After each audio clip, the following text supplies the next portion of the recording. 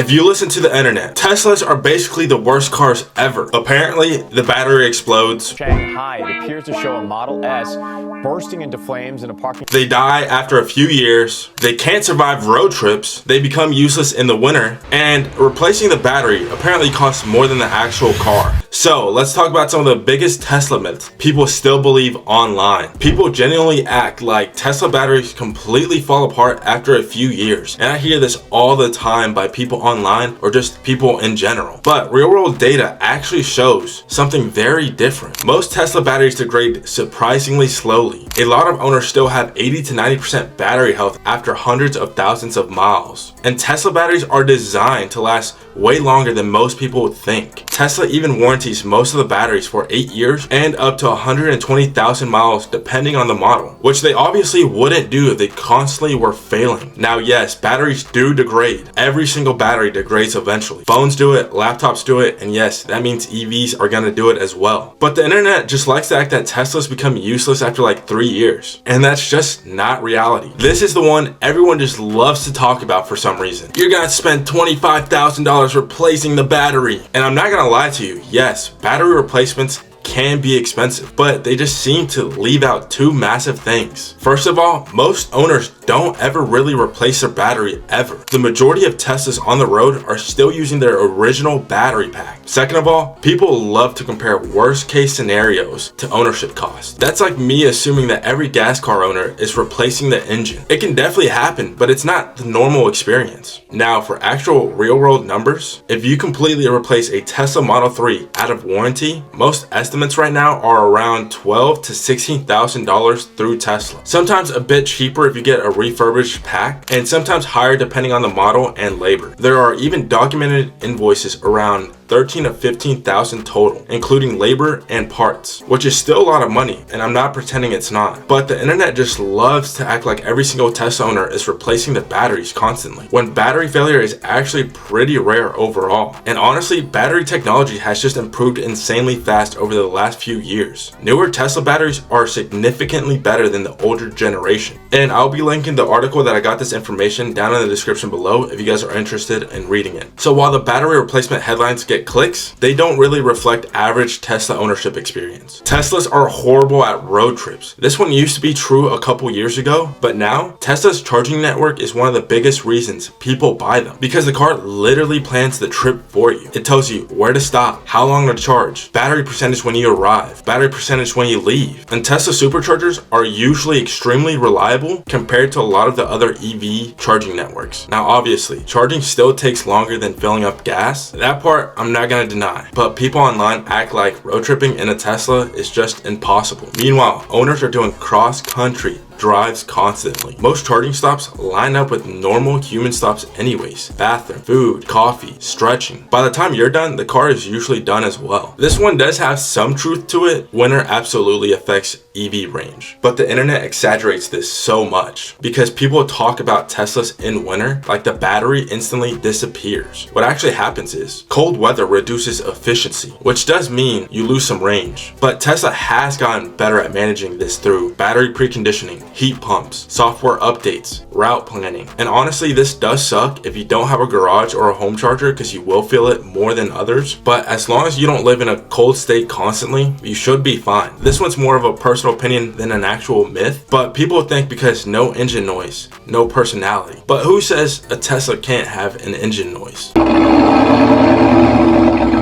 And honestly, I just don't really understand that argument or logic behind it, because if anything, the car has more personality because it could actually dance for you. It could do fart noises. It could do more things than a gas car could actually ever do. It also has the instant torque, software updates, it has track mode if you have the performance, and now Tesla is slowly entering racing culture, track culture, performance builds, EV car communities, which would have sounded crazy a few years ago. Tesla isn't going to replace traditional car culture. It's just going to create an entirely different new version of it. And what I've realized is most people online talking about Teslas the loudest have never even owned one. And I'm not saying Teslas are perfect, because they're not. They do have their own problems and flaws, else. But it just seems that the internet is just very uneducated about EVs and what they used to be to what they are now. But I'm hoping that these videos can improve that. So if you like this type of content and you want to help me build a good Tesla community, like, subscribe, comment down below your thoughts, your myths, what people ask you all the time. And if you're in the market for a new Tesla, my referral link is still in the description below. Use it, you'll get 3 months of free supercharging. And besides that, I'll see you guys in the next video.